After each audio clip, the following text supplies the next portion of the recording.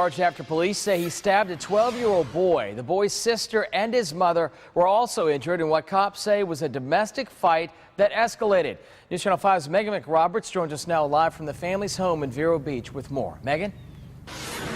Within the last hour or so, I spoke with a teenager who lives in this home next to me. He says around 5 o'clock this morning, he went out to his car to grab some items for school. When he looked across the street, and he says he saw his neighbor, Keith Underwood, slashing the tires on this black Lexus that belongs to Keith's wife. He says their kids were screaming after a fight started inside their home.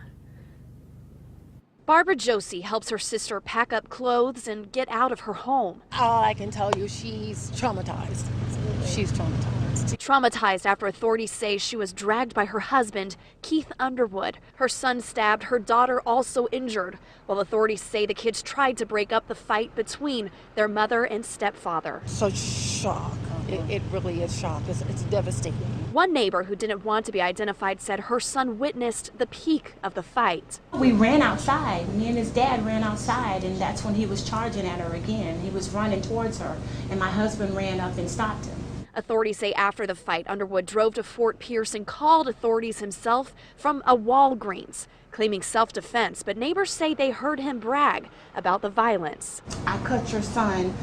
I cut your son. Josie says Underwood and her sister have only been married for a year and didn't see this happening between the newlyweds. I've always thought that he was a gentleman. I've never seen him argue. I've never seen him fight.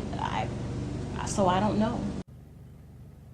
And right now, Underwood is facing battery and child abuse charges. We don't know yet exactly what led up to this fight, but investigators say deputies were called out twice to this home just hours before the stabbing happened. Coming up at 6 o'clock, we'll talk to authorities more about why deputies weren't able to keep this fight from escalating, though they had already made 2 trips to the home. Reporting live, Meghan McRoberts, WPTV News Channel 5. Developing now.